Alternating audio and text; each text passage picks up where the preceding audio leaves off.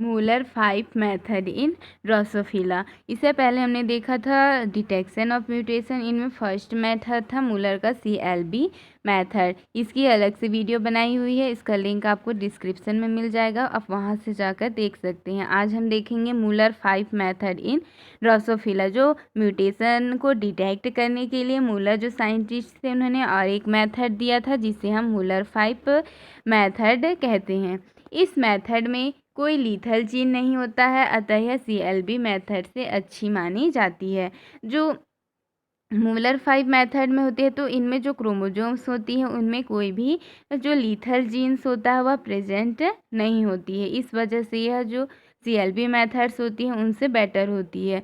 इस मेथड में हम मूलर 5 नामक जो स्टॉक होता है वह प्रयोग में लाते हैं। इस मेथड के लिए जो रिक्वायरमेंट होती है वो मूलर 5 होती है, जिसमें एक एक जो डोमिनेंट म्यूटेटेड जीन B और दूसरा रिसेसिव एप्रिकॉट जीन पाए जाती हैं। इनमें एक डोमिनेंट जीन जिसे कैपिटल B से डिनोट करते हैं और एक दूसरा रिसेसिव एप्रिकॉट जीन पाए जाती हैं।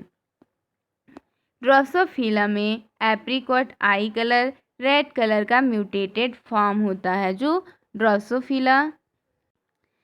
ड्रोसोफिला होती है उनकी आई का कलर रेड होता है। तो यदि इनका जो म्यूटेटेड फॉर्म है तो म्यूटेटेड फॉर्म की वजह से जो इनका आई कलर हो जाता हुआ एप्रिकॉट आई कलर देखने को मिलता है।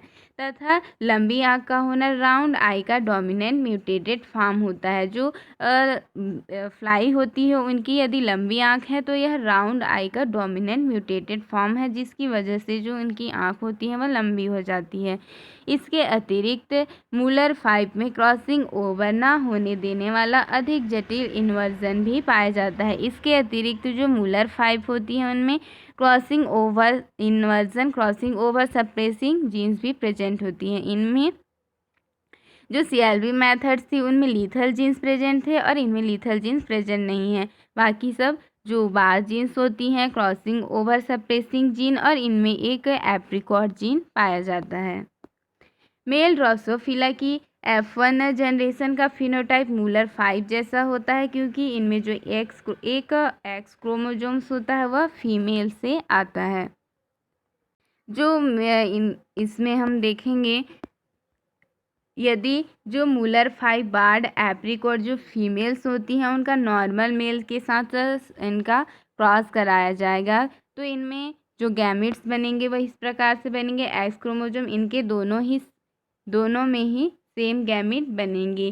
C एक क्रॉसिंग ओवर सप्रेसिंग जीन है, एक एप्रिकॉट जीन और एक बार जीन। इनमें मेल्स में हम देखेंगे तो एक एक्स क्रोमोजोम्स एंड एक वाई क्रोमोजोम्स। इनमें यदि क्रॉस कराया जाता है तो जो 50% जो फीमेल्स होती हैं वह बार्ड हेट्रोजाइगस फीमेल्स होती हैं और इनमें जो मेल्स होता है वह मूलर 5 बार्ड एप्रिकॉट मेल होता है, क्योंकि इनमें जो एक एक्स क्रोमोजोम्स होता है वह फीमेल से आता है। अतः जो इनका फिनोटाइप होता है वह फर्स्ट 1 जनरेशन में हमें मूलर 5 जैसे देखने को मिलता है। हेट्रोजाइगस फीमेल फ्लाई का संकरण मूलर 5 मेल फ्लाई के साथ कराने पर जो F2 जनरेशन में 50% male fly drosophila fly Muller 5 जैसी तथा जो शेष 50% मेल सामान्य वाइल्ड फिनोटाइप प्रकार की प्राप्त होती है।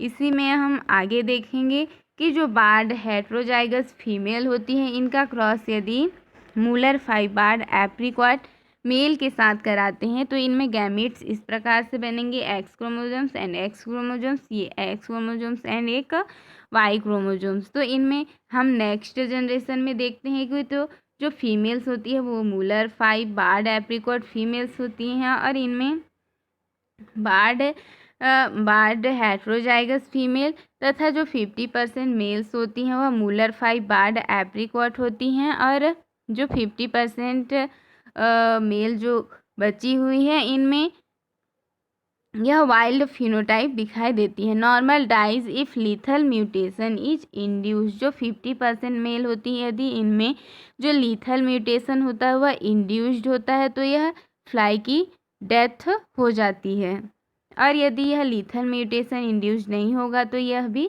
हमें जीवित रूप में प्राप्त होंगे।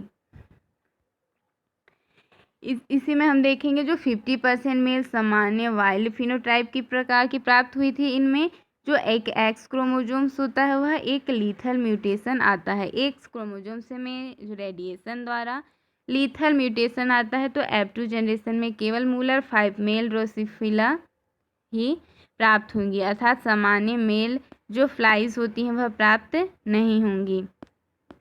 इनमें जो एक एक्स क्रोमोजोम्स होता है वह रेडिएशन के कारण इनमें लीथल म्यूटेशन इंड्यूस्ड होता है, जिससे जो नॉर्मल मेल फ्लाइज होती हैं उनकी डेथ हो जाती है। और यदि जो यह म्यूटेशन होता वह इंड्यूस नहीं होता तो यह जीवित रूप में प्राप्त होते। तो हम नेक्स्ट जनरेशन में देखते हैं कि जो 50% मेल्स होती हैं वह मूलर 5 बार्ड एप्रिकॉट मेल्स ही प्राप्त होती हैं।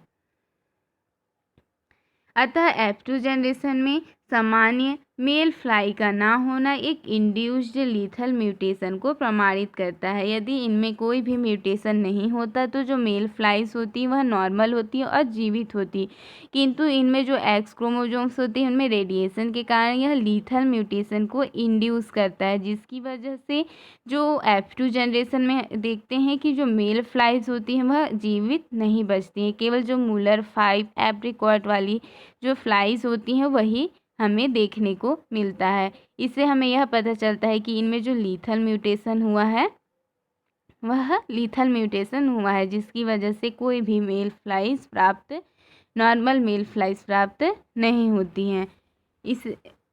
अतः इस प्रकार से हम जो म्यूटेशन होता है उसे डिटेक्ट कर सकते हैं। इसे भी जो मूलर साइंटिस्ट थे इन्होंने ही बताया था, जिसे हम मूलर 5 मेथड कहते हैं।